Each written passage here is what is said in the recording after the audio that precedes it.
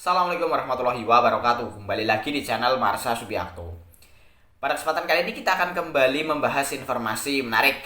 Kali ini kembali terkait dengan Peraturan Menteri Pan-RB nomor 6 tahun 2024 tentang pengadaan pegawai aparatur sipil negara ya.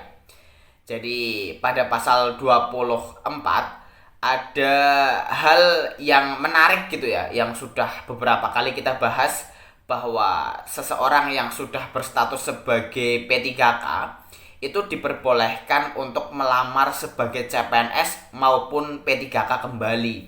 Dan tentunya hal ini menjadi kesempatan bagi seorang P3K untuk melakukan relokasi atau pindah tempat kerja gitu ya. Karena pemerintah memberikan kesempatan kepada P3K untuk kembali melamar sebagai P3K. Jadi P3K bukan hanya diperbolehkan melamar sebagai CPNS, tetapi diperbolehkan juga untuk melamar sebagai P3K.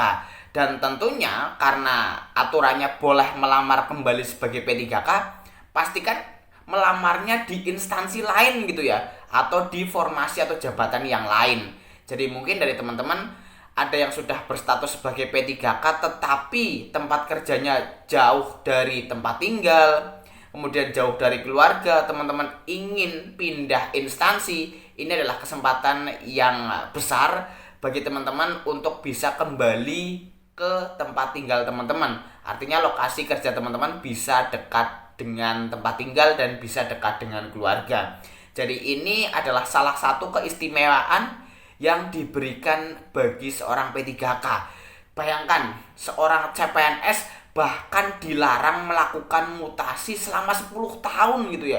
Dan berbanding terbalik dengan seorang P3K yang boleh melamar kembali sebagai P3K, dan jika tidak diterima dia tetap akan dipekerjakan atau tetap akan berstatus sebagai P3K. Jadi jangan sia-siakan kesempatan ini. Tentunya mungkin banyak dari teman-teman yang ingin pindah instansi. Ini adalah kesempatan bagi teman-teman untuk melakukan pindah instansi atau relokasi. Dan kali ini kita akan coba lihat Peraturan Menteri Pan-RB-nya ya.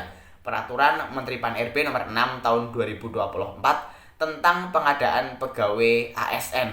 Langsung saja, bagi yang penasaran, simak terus. Oke, bismillahirrahmanirrahim. Langsung saja kita mulai. Jadi inilah Peraturan Menteri Pan-RB nomor 6 tahun 2024 tentang pengadaan pegawai aparatur sipil negara ya. Jadi kita langsung saja menuju ke pasal 24 ya. Pasal yang mengatur berkaitan dengan P3K diperbolehkan mendaftar sebagai CPNS ataupun P3K kembali. Ini ya, pasal 24. Selain ketentuan sebagaimana dimaksud dalam pasal 23 ayat 1, pelamar harus memenuhi ketentuan sebagai berikut. Langsung saja kita menuju ke huruf D ya, pasal 24 huruf D. Dalam hal P3K melamar pada lowongan jenis pengadaan PNS atau pengadaan P3K, yang bersangkutan wajib memenuhi masa perjanjian kerja minimal 1 tahun dan telah mendapat persetujuan dari PPK atau pejabat pembina kepegawaian atau pejabat yang berwenang ya. Jadi jelas ya, dalam hal P3K melamar berarti P3K diperbolehkan melamar sebagai PNS atau pengadaan P3K. Jadi P3K juga diperbolehkan untuk kembali melamar sebagai P3K. Tentunya kan di instansi yang lain atau di formasi atau jabatan yang lain. Jadi ketentuan lebih lanjut berkaitan dengan hal ini kita tetap masih menunggu ya keputusan Menteri Pan-RB tentang pengadaan P3K tahun 2024.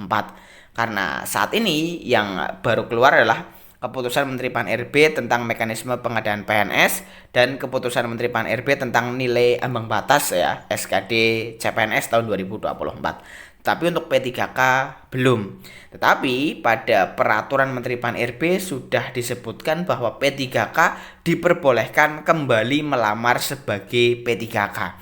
Tentunya karena kembali melamar sebagai P3K kan tidak melamar di instansi itu lagi kan. Tentunya kan melamar di instansi yang berbeda atau di jabatan atau formasi yang berbeda. Jadi ini bisa menjadi kesempatan bagi teman-teman untuk relokasi atau mutasi ya. Kalau untuk PNS, relokasi tempat kerja teman-teman dekat, biar bisa dekat, agar bisa dekat dengan tempat tinggal atau dengan keluarga teman-teman. Tetapi harus diingat, wajib memenuhi masa perjanjian kerja minimal 1 tahun dan mendapat persetujuan dari pejabat pembina kepegawaian atau pejabat yang berwenang. Jadi teman-teman tetap harus izin ke PPK atau pejabat yang berwenang dan memenuhi masa perjanjian kerja minimal 1 tahun. Tetapi untuk lebih jelasnya bagaimana teknis pelaksanaannya berkaitan dengan pasal ini, kita tetap harus menunggu keputusan Menteri Pan-RB tentang pengadaan P3K tahun 2024. Jadi mungkin itu ya informasi yang bisa disampaikan pada kesempatan kali ini. Jika ada tanggapan atau pertanyaan berkaitan dengan hal ini, teman-teman bisa tinggalkan di kolom komentar. Terima kasih, mohon maaf bila ada kesalahan. Wassalamualaikum warahmatullahi wabarakatuh.